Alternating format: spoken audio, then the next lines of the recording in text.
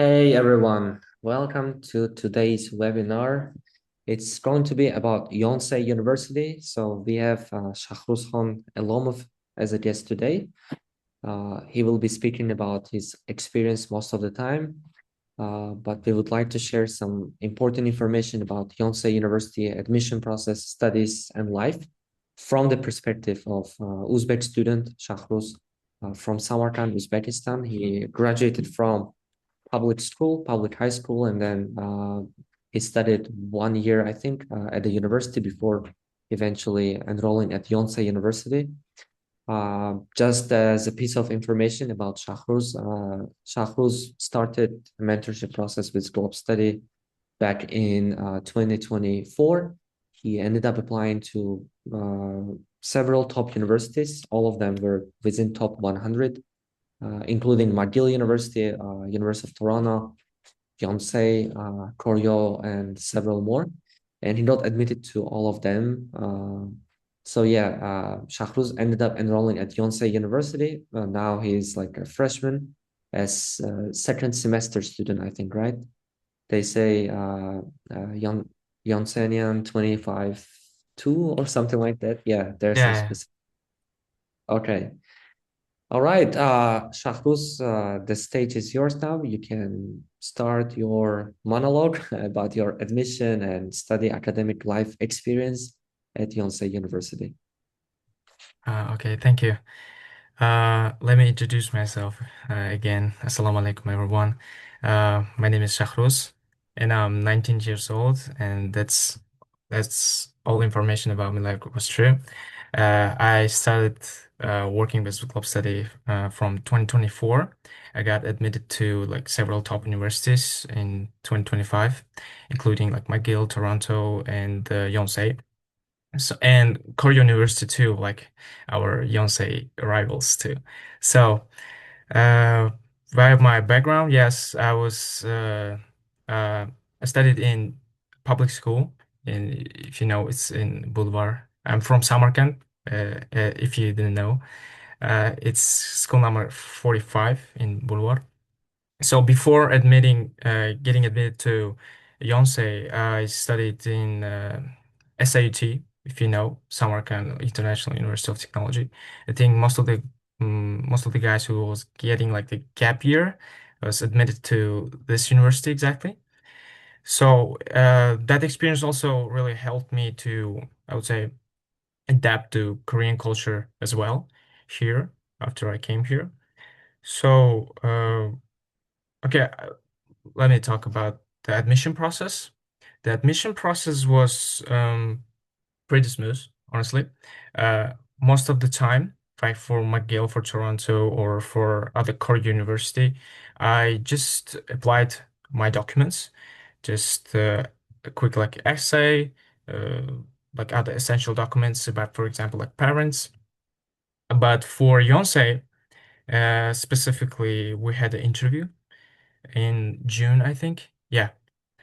Uh, yeah, in June, if I'm not Yeah, mistaken. usually Yonsei entries are in June, like by June 10th, usually.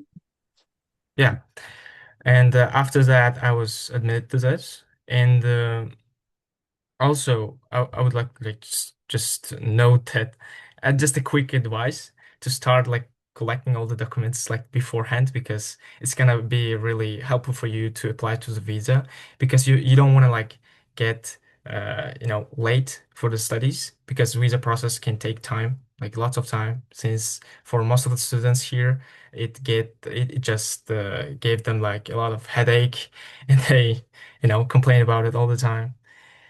So I came here last year, 2025. It was the end of the August, I think, yeah.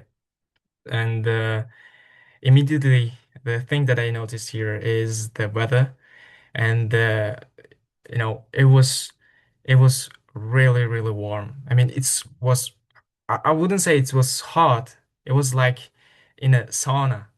It Yeah, was humid. that, yeah. And the adaptation to the weather itself was pretty, I would say, difficult for me personally. But but the overall, like the adaptation to the place, I would say the Korea was pretty smooth since uh you know for example like in our like university it's pretty easy to communicate with other students since there are like I think like 30% or 40% of the students are internationals, so they are just like you. They just came here like arrived like independently, like living by themselves and trying to socialize with other people. And so at that time you just bond with them, and it's pretty easy to make friends. Like, and so I'm gonna talk about like how difficult is it to actually study here. Like, oh, personally, for me, it was my first semester was pretty challenging for me because after like adapting to our own system like in Uzbekistan, it was much more harder and required more responsibility and more input from the student. So it was a lot of stress, anxiety, and stuff. But unless if you're not, I don't know, a prodigy or genius, if you generally studied in a public school or in our universities before that, then I think it's gonna take time, but you eventually going to adapt to the environment overall. And exams, yeah, I'm gonna emphasize exams. They are pretty tough at some point. Like depends on the professor itself, like at the course. Overall, for example, I had, for example, professor who actually tolerated using, for example, AI or using other tools. But the other professor wouldn't tolerate that at all, even like for taking notes during the class or using for example, a laptop to record the lecture, or I don't know, taking notes, uh, like like I would say the traditional mode. So it's Conservative, right? yeah, The yeah, professors are really conservative. conservative. Yeah, some of them adapt AI to their class like syllabus. They say like, hey, you can do this part through AI. Yeah. Yeah, that's true. Yeah. And what else? Like I would say my advice would be here is to prepare, I mean get prepared like beforehand, like taking notes and other stuff. And oh, should I like read the questions, or should I go on and at the end Ah, just you yeah, answer you the don't have question? to reply to them right away. Like you Uh-huh. can basically, yeah, you can address them at the end. Yeah, it's fine. Oh, okay. Then let's move to accommodation. Uh, I live in Incheon right now, but at the end of the second semester, I should like move to Shincheon campus in Seoul.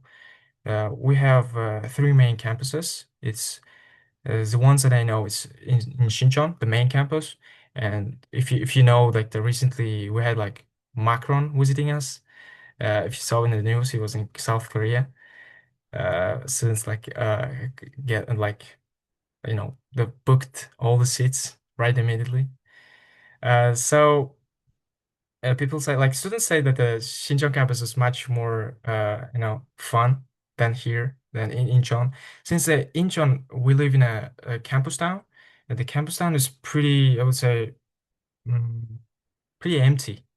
Not so many like people, not so many like facilities. Like for example, just to get to the supermarket, I need to like walk around like 20 minutes and come back for 15 or 20 minutes again.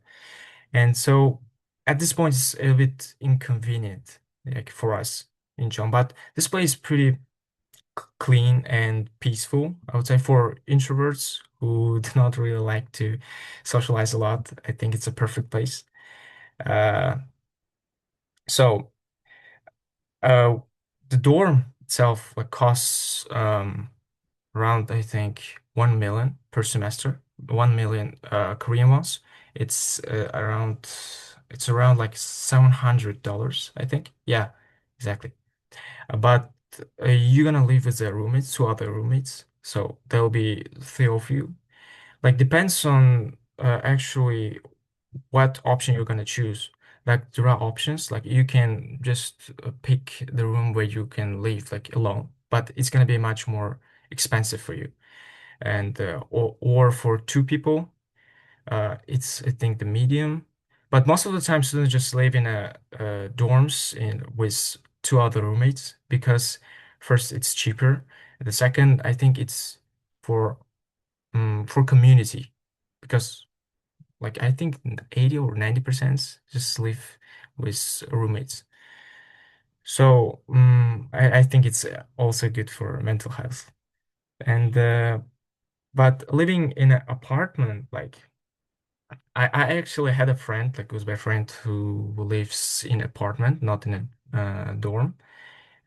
He says he paid like the thing with apartments is that you have to pay some fixed amount of fee beforehand, before monthly payment. You have to, for his case, it was around like 2.5 millions, I think, 2.5 millions, yeah. It's It's roughly just $200, right? If I'm not mistaken. uh, In I don't USD. think so. No, no, $200? No, no, no. I think it's more like 2000. Oh, sorry, 2000. Yeah, yeah, yeah. Okay, okay. Yeah, yeah, Yeah. yeah. All right. Uh, so it's just a guarantee that you're not gonna just move out it's someday, and you're gonna have to make a contract with the owner of the apartment. So, so you're gonna guarantee that you're gonna live in the apartment for a year, and you're gonna pay for it. I mean, even though, for example, you're abroad, yeah, you should pay for it. Or the if you like move out, like like suddenly, she gonna pay bills with that monies that you paid beforehand, like with that 2 millions. I heard So this system is it's so popular all over Korea, right? Like in South yeah, Korea. yeah, yeah. You Mm-hmm. have to do like such a deal with the owner of the house.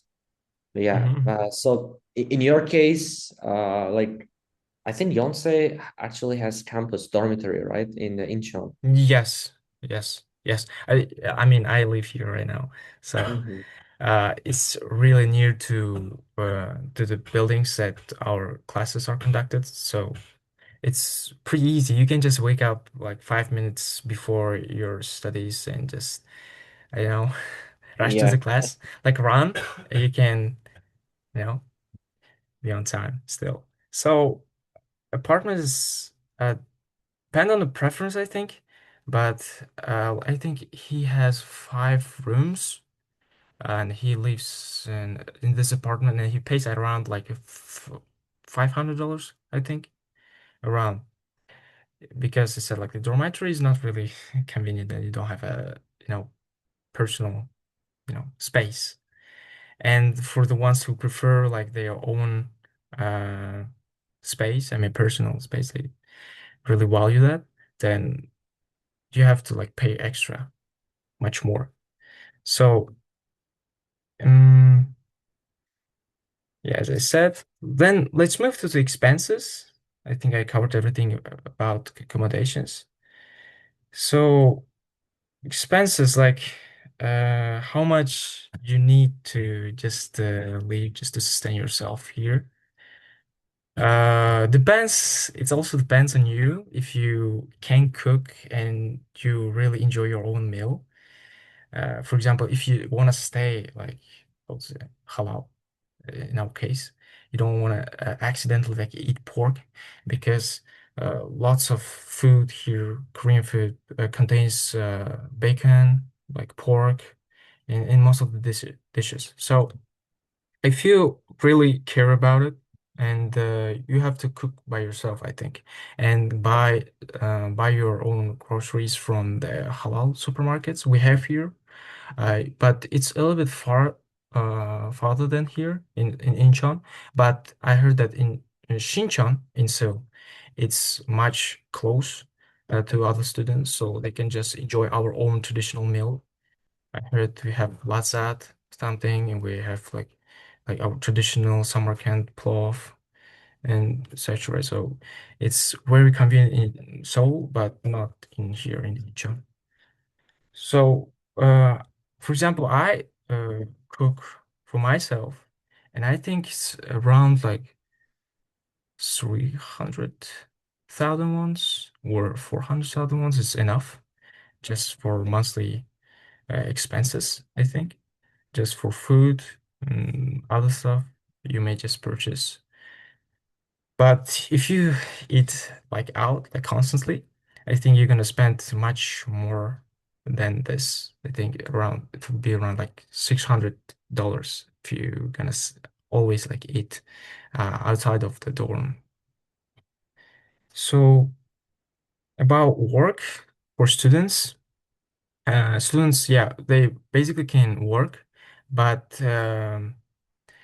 before that, you're gonna have to get the approval from the immigration.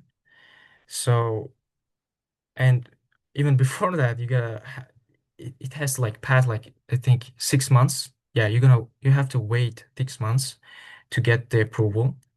You have to wait like the 6 months, and after that, you apply for that to have the to work basically. And you can work like everywhere. You're gonna have at some point like contract with a person you're going to work with.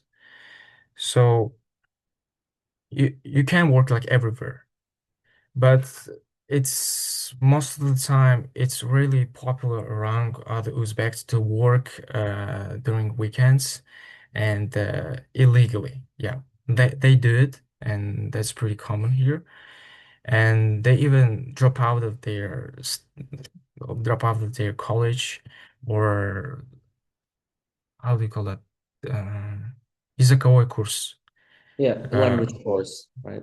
yeah, language course in order to just work. And I so, would say that's a very bad thing to do. Like just, as a matter of fact, uh, due to high dropout rates at certain universities, and like especially among Uzbek people, the embassy of Korea will be having like higher requirements, and the visa approval rates will be also dropping, right?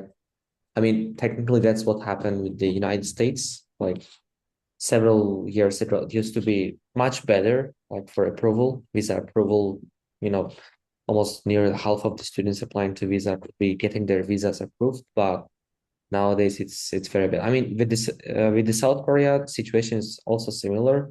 There's like KDB bank requirement, right? Like Korean Development Bank. You have to deposit money into an account there and have to go through all this procedure, which is quite difficult, I would say. And it wouldn't be like that if students would be behaving and not dropping out of their studies, both in degree and non-degree programs. Yeah. Uh, Sorry for yeah. interrupting, Shah, but it was Oh, important. no, no, no. Yeah. Yeah, Okay. yeah.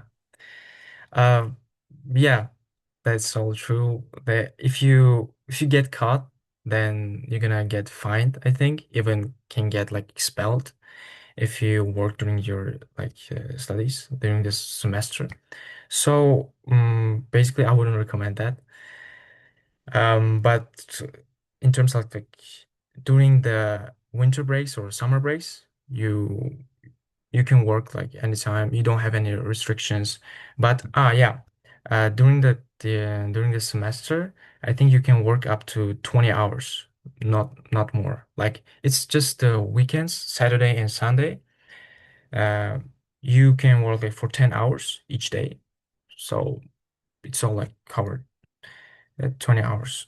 So, but for winter and the summer, like vacations, you don't have any restrictions. You can just stay and get first of all get the approval and work like as much as you want, basically.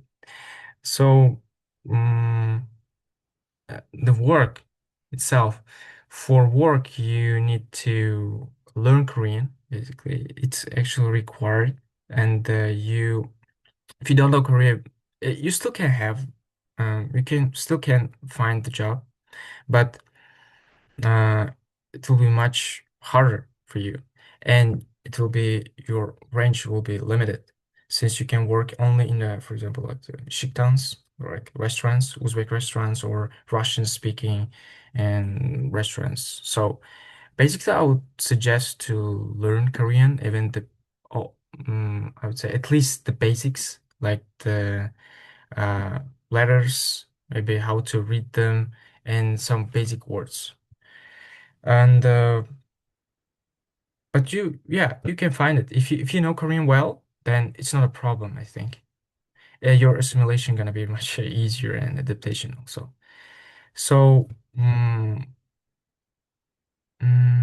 about life, people most of the time, like on the internet, say that Koreans are racist and stuff. They discriminate internationals. But honestly, I've never faced that here for a year. Maybe I'm not here for as much as I should, face it at some point. But no, I didn't have that kind of experience. And I think I don't actually believe in it, honestly. Most of the time, Koreans are, they are kind, they are friendly, they always like smile. Even though you don't understand their language, but you get the attitude, they don't speak, I would say, badly about internationals. I've never heard of it. Mm, so basically, yeah, but they're most of the time, I would say they are introverts and they don't really like to interact with other students, like especially in dormitory, other than Koreans. But I heard that it's because they kind of, mm, you know, how do you say, komplexuют, uh, about their English. So that's why they So don't do they're it kind of usually. shy to speak English. Yeah, Okay. yeah, that's true. And before I came here, I heard that English is the second most like spoken language here, and like it's like in Samarkand, if you speak like Russian, most of the time, people understand you. But I think it's not the case here. It's like maybe 20%, but not more. Most of the time, they speak only Korean, not English. But for locals, but students, they speak English. So that's why if you want to interact with locals or other people, like out of your own university, then you need to learn Korean. So about my city, Incheon. It's safe place to live. I would say the Korea itself is pretty safe place. Uh, I've never heard that somebody, for example, stole somebody's, for example, like a bag or something or wallet. They, if somebody finds your, for example, money, wallet, ID, they immediately just turn it to the police officers or to the nearest security, and they're gonna find you. I mean, it's the CCTV is here is just like it's everywhere. It's everywhere, literally. So it's easy to find you. If they really want to, they can find you.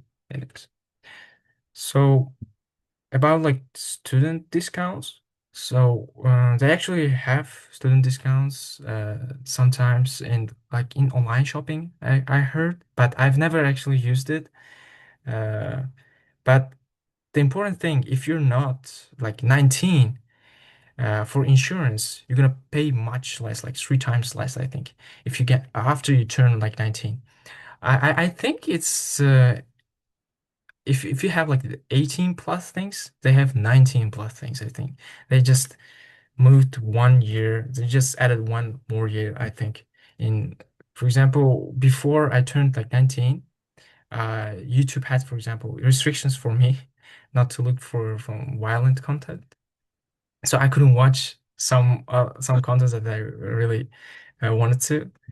So before you turn 19 and before you get your ARC, like alien registration card, it's your ID basically. Uh, you're a minor. Yeah, you're a minor. But the benefit is paying for insurance. For example, insurance here is costs for people under 18 cost around 15 to 20,000 won. It's around and $15, I think. But if you turn 19, then you're gonna pay more than 50 or $60, I think. Yeah, each month. And you can actually delay that, but if you delay it, it's gonna all, gather like at the end of the year, and it's gonna be, let's say, like much more money than you expected, and you're not gonna feel really good about it. So I would suggest to pay it beforehand, or like every month. And if you don't pay it, I heard that you go to jail basically, and you're gonna have a visa issues if you want to, know, get another one more year, one more. Yeah. So So yeah, Koreans are really serious about that, right? Like they could put you in yeah, the jail and like just for small penalties and something like that.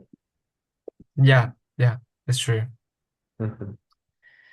So my advice for you guys beforehand, before you come to Korea, say, uh, learn Korean, and but more important is to go and see a dentist.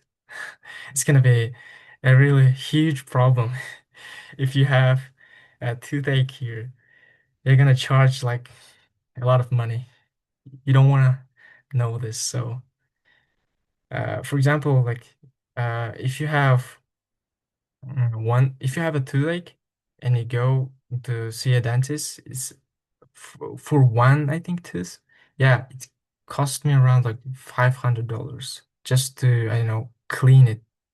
But otherwise, in Uzbekistan, it costs much less. I think it's 200,000 or sums. Yeah, it's gonna be very cheap Uh, in Uzbekistan. yeah, But it's gonna be real. the health insurance doesn't cover that, right? Like, could you also speak No. maybe a little about the health insurance thing? Because I know it's mandatory, and it Hmm. exists in every country, right? Like whether you go to United States or China or Korea, it's gonna be like health insurance is mandatory for you to obtain, but it doesn't do anything with dentistry, right? Yeah, it's mandatory, and it's not gonna cover your your dentist. It's gonna be, but they have some of them accepted, but most of the time you cover the full price. So, but I heard your like national health insurance doesn't cover much, around like 30 to 40% at max. I heard it's not gonna cover all like the full price. So yeah. For this, I think you're gonna have to pay for other insurance, like private insurance companies, I think. But the ones that's mandatory, not gonna that's gonna be really beneficial for you. So yeah. All And right. Okay. Yeah, I guess do you want to like turn slowly to questions and address them? okay. Maybe you will have even more to speak about, or meanwhile answering the questions, right? Mm, okay. Okay. Okay, okay. Right. So there's a question about whether or not you're comfortable sharing your academic results like SAT, IELTS, and etc. Oh, me? Oh yeah. I mean, I have IELTS like 7, and my SAT is 1380. And mm, also, yeah, I think that's pretty much all. Okay, okay. And for like Sky University directly or GKs. Okay, so there's a question. I would say I would have to also get involved in this question because it addresses the GKS scholarship. I think you know GKS, right?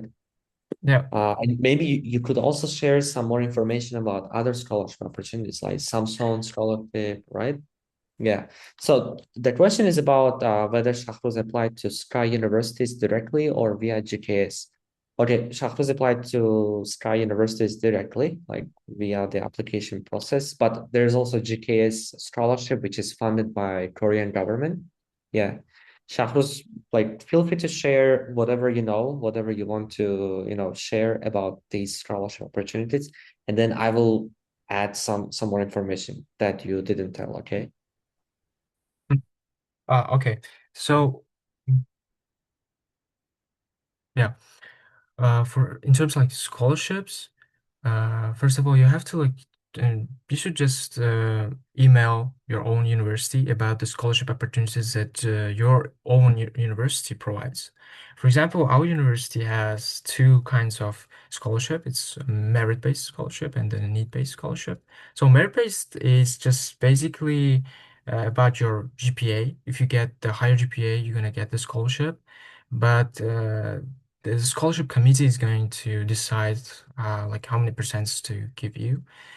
But in our university, I think it's most of the time it's impossible to get merit-based since we have that academic weapons, I would say monsters who get like 4.3 GPA, like out of 4.38. No, it's pretty tough to compete with them.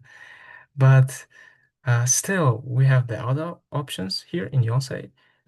Need-based scholarship. It just you have to prove that you financially in need, and you're gonna turn your documents about your, for example, the monthly wage of your salary of your parents and other documents if it's necessary. Yeah, but to get the need-based scholarship is much easier than the merit-based. I personally got the need-based this semester. So if you, for example, want to, yeah, if you come to, for example, Yonsei and you want to apply, feel free to reach me out and I'll teach you how to do this. And for other like scholarship opportunities, we also have yeah, I've heard about the GKS, and also I'm more familiar about the Samsung Global Hope Scholarship, and I'm actually tr planning to apply for it next semester. So this summer break. So for this, you need your topic. You need topic Korean proficiency.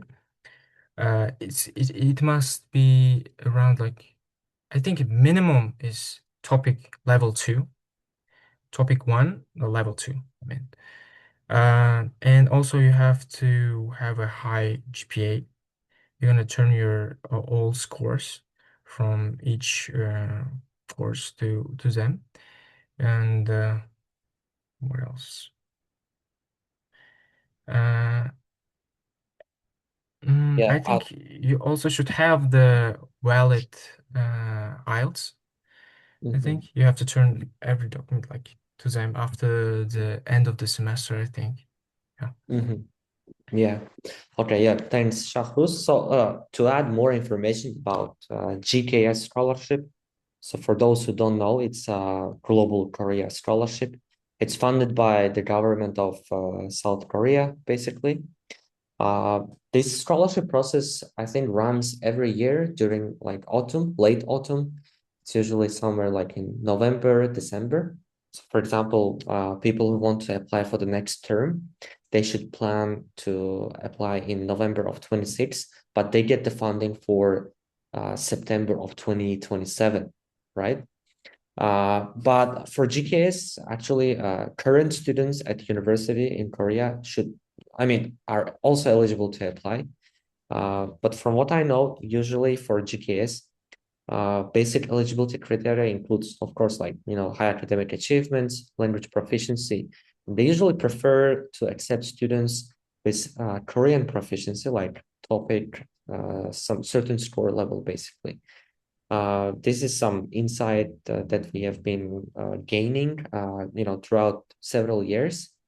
Like statistically, there are more students who got GKS scholarship who had some topic score rather than students who don't have any topic and just apply with, English proficiency. Like let's say even if it's IELTS 8, they could have lower chances of getting GKS scholarship. Yeah. But apart from GKS scholarship, there's like I think Samsung global scholarships, right? There's also scholarship opportunities offered by most of the Korean universities. Like, for example, KAIST has its own fully funded scholarship.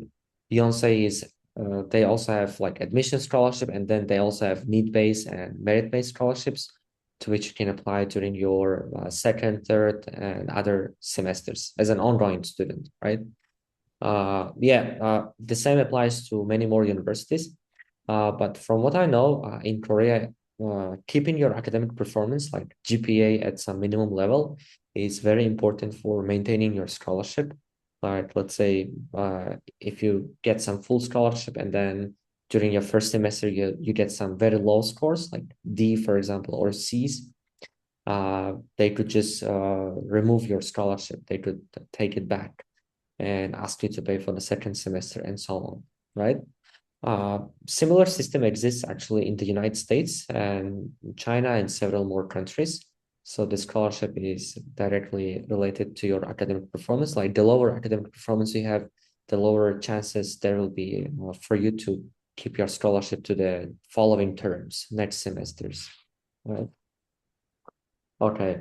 Yeah, yeah, that's correct. And uh, but uh, but students say that it's really, really hard to lose admission scholarship. So you Mm. need to, I think you need to perform very, like badly, you know. And Yeah, like you have to just, go and work and not study at all in order to lose your scholarship, right? yes, yes, that's true. And also, we have other like scholarship opportunities also in Uzbekistan. I heard like Elyurt Umidi, his Elyurt like foundation is also like giving the good Governmental. like the Mhm. yeah governmental scholarship that provides students who apply for studying abroad really good opportunities. For example, uh, in my field, like in economics, they provide two codes, only two codes. But for example, like business, they provide like 15 or even more codes. They're gonna provide like everything. They're gonna provide you with, they pay for your tuition fee. They're gonna give you monthly, I think, more than $1,000 just for your living expenses. And I heard because I have like many friends here, Uzbek friends, who actually got that scholarship, and they really recommend to get it. Like, and I'm actually planning to do this too. So Okay, okay. I would suggest you to do this if you know, really concerned about the expenses that you're gonna have in Korea. It's gonna be really financially, I mean, Mm-hmm. expensive for you if you just lived in an ordinary life in Uzbekistan. So Mm-hmm. uh, transferring here is gonna be a little bit, you know, expensive. Yeah. True, true. Yeah. Okay, yeah, thanks for sharing about Elyurt Umidi. Actually, the application deadline for Elyurt Umidi scholarship is like, I In think two April or three 24. days. Yeah, 2 or 3 days. Yeah. So for those who are thinking, we highly recommend that you should take action like starting from today, like filling out application form. There's also like some forms that you have to fill out physically, like by printing out and handwriting. Yeah. Yeah, there's another question, Shahroz, about Mhm. Uzbek population at Yonsei University. Like, is there many Uzbek students that you observe on the campus? Like specifically at this dormitory, we have I think over 10 Uzbeks here, and we're pretty, I would say, um, um, pretty friendly to each other. It's not like they are my acquaintances, they are my friends. We just, I would say it wouldn't be like you know, they're like family. From the last Mm. semester, uh, I mean, we became so much close. So There's a I would call community, them my right? brothers, you know? Yeah, we have a community and it's, uh, you know, they help each other out all the time, and we constantly uh, gather, yeah, after, for example, like Yeah. midterms or finals, just to, for example, eat plov. Yeah. after that hard exams. And the community is really, really good in Yonsei, especially. For example, I Mhm. had a friend who transferred from Korea University. He told me that in Korea University, you're on your own. You don't have this kind of community here. And he said that the Yonsei, like Uzbek community, is on another level. It's much better, he said. Mhm. So, Okay. Okay. I see. so Wow. reklama получилась такая. You mentioned something about like association or Uzbek student club or something like that. Uh, Oh, yeah, yeah, yeah. We have like Uzbek association here, mhm, and basically this they organize some kind of events if there is, like for example in mhm. spring, Yeah. they may for example cook now. I mean, I'm sorry, sumalak. If they Okay. like, if Uh-huh. they want to organize it, like everybody likes Mhm. wants to do this, you know. And if you have some other social events, like uh, other like other students from different like nationalities, like Kazakhs or Indonesians or Malaysians, that organize this kind of event that when they, for example, cook their own traditional meal, or just sell their own traditional, for example, snacks and drinks and stuff like this. So. Uh, they are pretty friendly and they're welcome to other new members.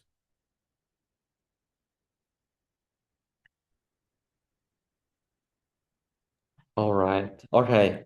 Yeah, it seems like if you join Yonsei University, then you're not going to be, feeling homesickness or something like that. I mean, you definitely do that because you'll be Yeah. missing your family members, right? But you'll find new friends, you'll join, a community of friendly people who will be supporting each other. Okay, yeah, I didn't know that. So you said there's like roughly 10 students at Yonsei. I think No, it's not. at It's in Incheon, Yonsei. It's at it's exactly Incheon in campus. Incheon. Yeah, yeah, yeah, Incheon yeah. campus, yeah. It's over, I think, 20 Yeah. or 30 overall. Maybe. Okay, okay, okay. Wow. Maybe 2030. Okay, I see.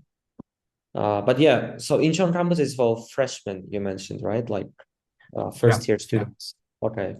All right, good. Yeah. All right. Let's go to the next question, Shahruz. So there's a question Mhm. about research opportunities and internships for undergraduates. Do you want to comment something about them? Yeah, sure. We have that opportunity for undergraduates, that research, I think, competition. Yeah, you're basically gonna conduct your own uh, research and compete with the other students to also do this. I think they have a reward around 1 million Korean wons. I think it's 500. I mean, not 500, 700 like dollars. I think it's. I think during the summer break.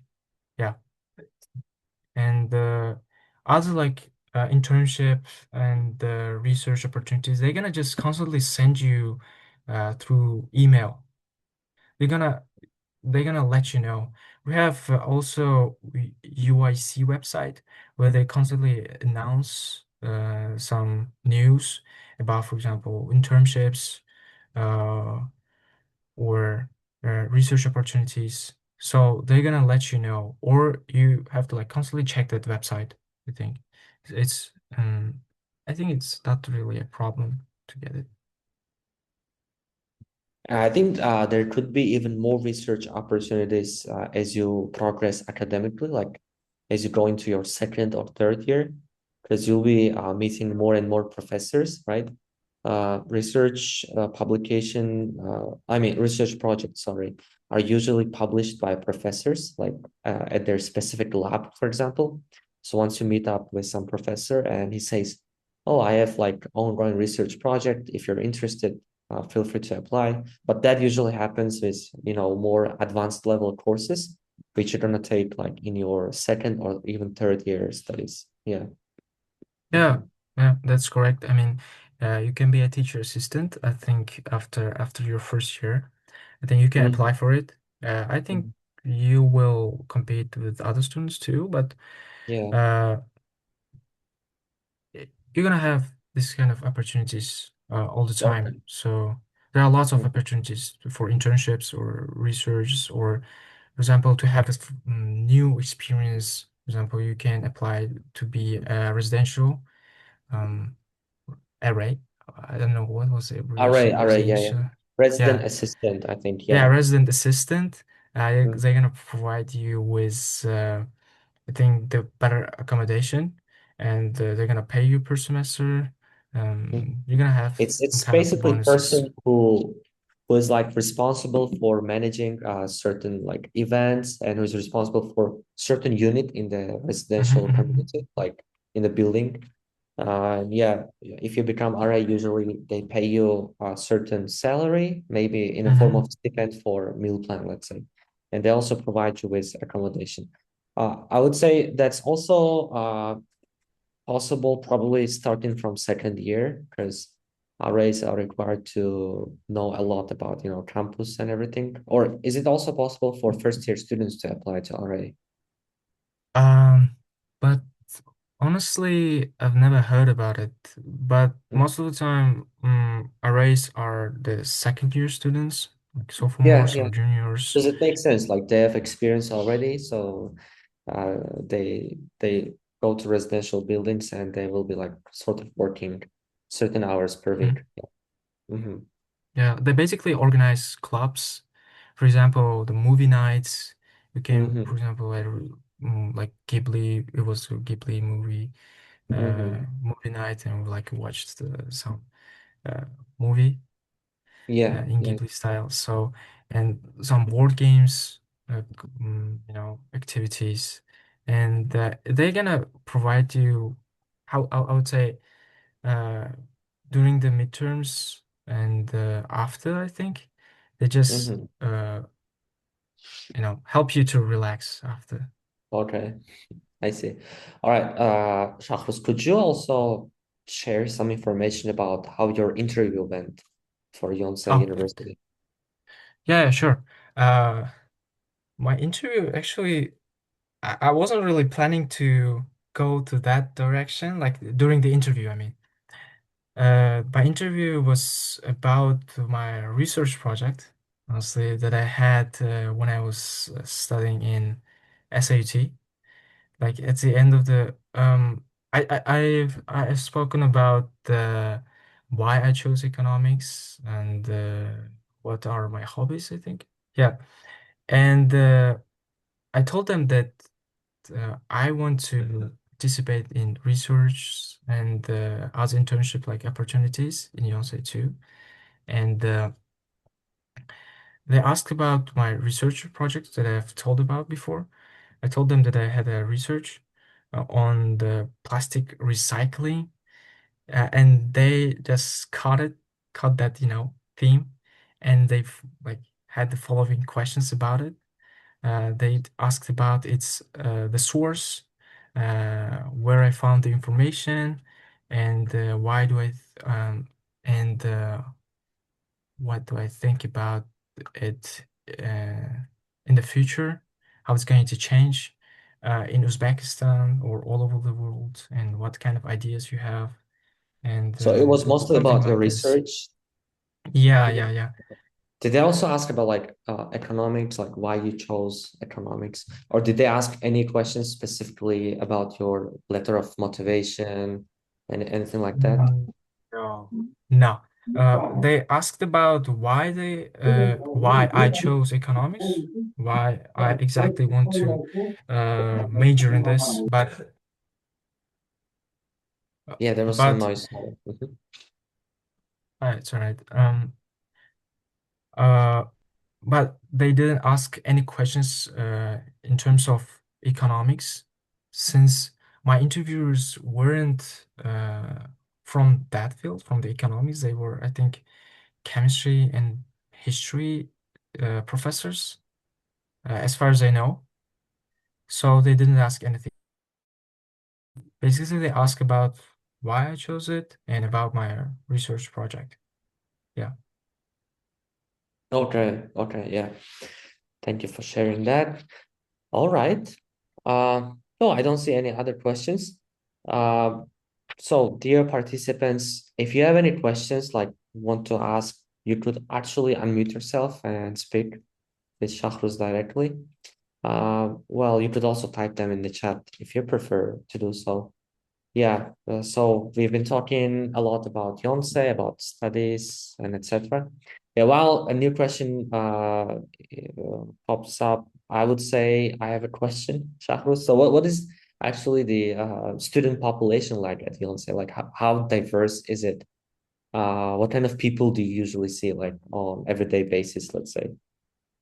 Oh, I mean, it's a really good question. I mean, the the Yonsei itself is like very, very diverse, you know. Uh, I heard that the numbers are like 30% of the whole student population is from different like ethnic nationalities. And but I in on daily basis, yeah, of course I say Koreans, but on daily basis I also like, for example, um, Turkish people, like people from Europe, from all over the world, from Indonesia, Malaysia, Vietnamese, Chinese, and like Russian, Ukrainian. I mean, from Great Britain, the US. Mm, I've never seen like someone Are they from Japan, also but friendly, just like you described Uzbek community on campus? Do they also interact, or let's say, or you do talk to them on a daily basis? oh yeah, 100%. Like they're friendly, they're open to socialize with other students too.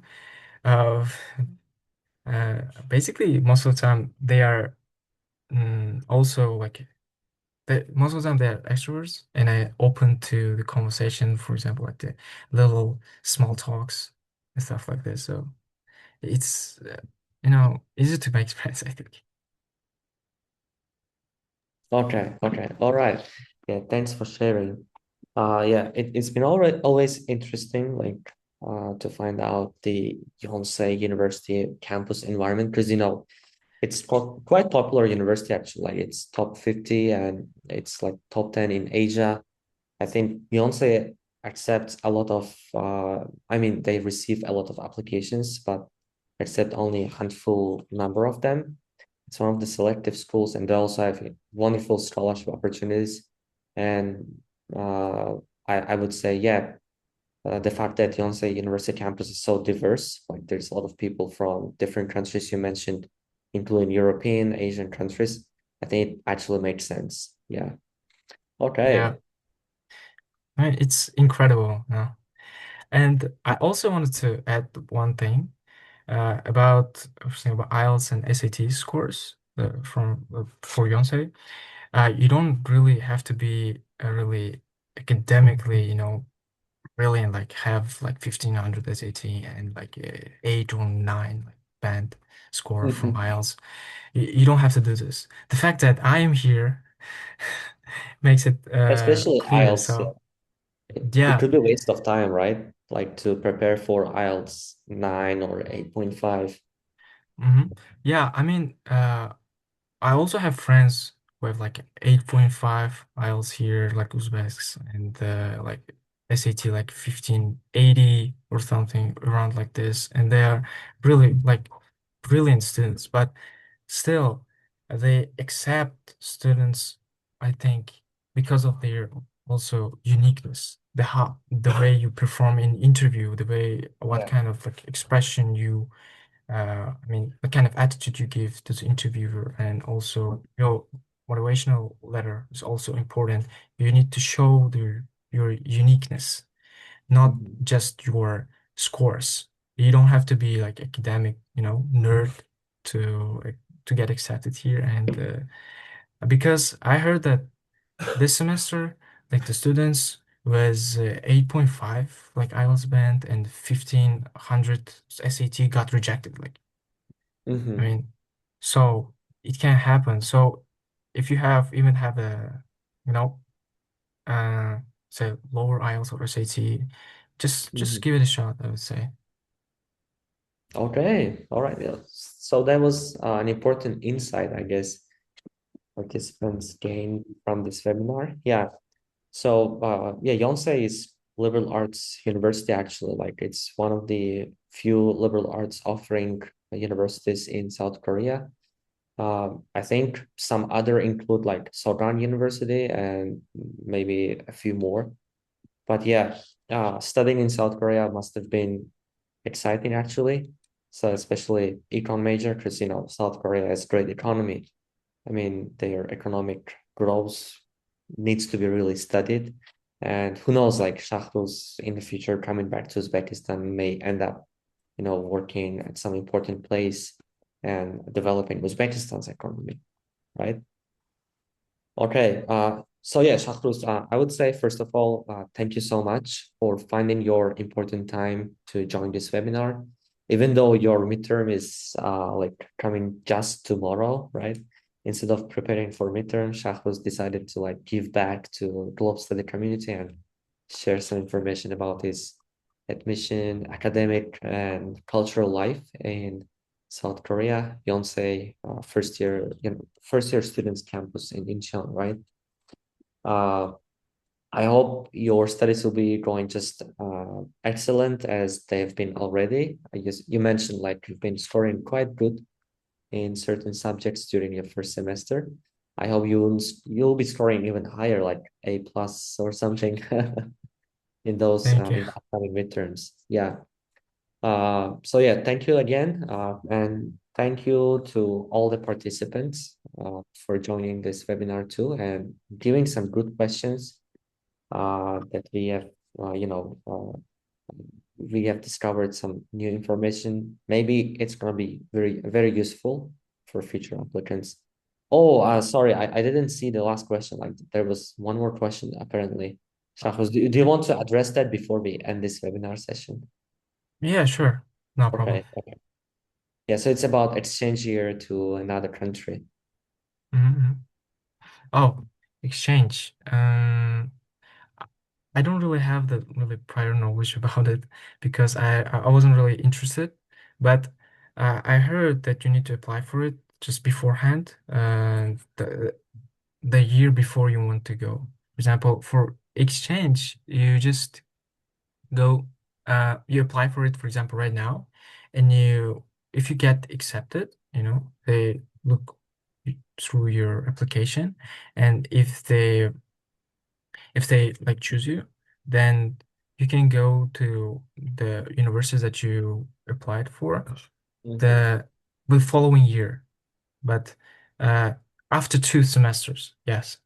And as far as I know, and you don't have to pay the tuition of the other another like university. You just need Mhm. to pay Okay. for Yonsei University, and Wow. for transfer you have to like transfer your GPA and It's more other like complicated, small right? stuff. Yeah, but if you really want to apply for it, you need to just contact your academic advisor. She or he knows like everything about it, and they're gonna like guide you. Is so Mhm. if you apply to But Yonsei, of course. I'm pretty sure that Yonsei International Office will be able to help with that. Like Yeah. it'll make the process much more smooth, I would say. Yeah. Mhm. There's like one more question. It seems like participants are really interested. So the question Okay. is about whether the admission office prefers diversity developed applicant, like they excel, across subjects, they do sports, they do maybe some creative arts and etc. Or do they prefer people who are like immersed in few subjects? What do you feel like having observed, first year students at Yonsei? Oh, wow, man. Mm,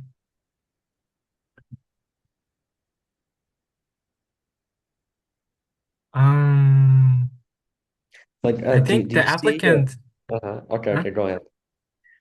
Sorry, like, uh, I may not know the direct answer to this question, but uh, I feel like the applicant needs to like, deeply interested into his own like the subject, his own Mhm, major, like for example, like econ or mhm, others like biotechnology, for example, and or it's just your first year. Since it's just your first year, you're gonna find about yourself too, like during the first year, you're gonna just have the common curriculums, and Mhm. only after the second semester you must declare your major, and Okay. you may even like change it throughout the other years of studying. Like for example, on junior year, you can just declare the other major. For example, like it will Mhm.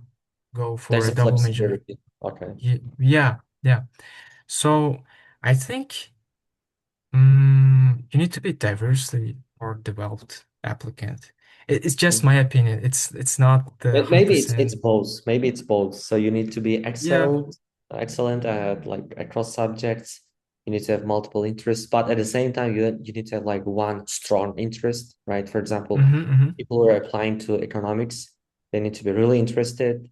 Like you mentioned, your research paper, your research interest was really key thing, which you discussed during the interview, right?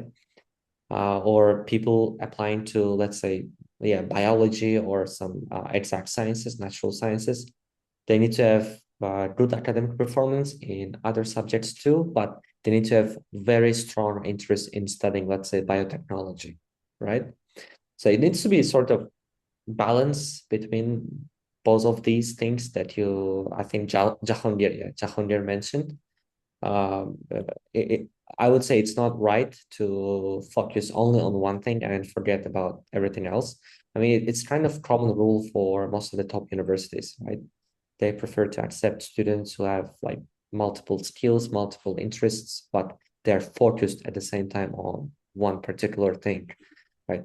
Like on computer science, AI, for example. Yeah. Okay. Oh, I mean, it's.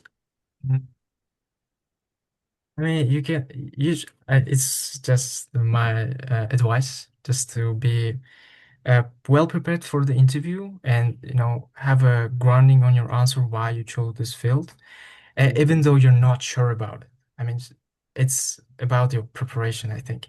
But I see. in the in during this during like studying in the university, you don't really have to, for example, pursue this exact major, because they're not gonna stalk you and like ask you why you like changed your major or stuff. So I wouldn't say it's a Admission problem. officers will not be coming to you, right? Like, hey, why Yeah, are you yeah, declaring another major? You said during the interview you want to yeah. study something else, right? It's not going to be like that, Yeah, yeah. Okay. it's true. Yeah, All right. All right. Yeah.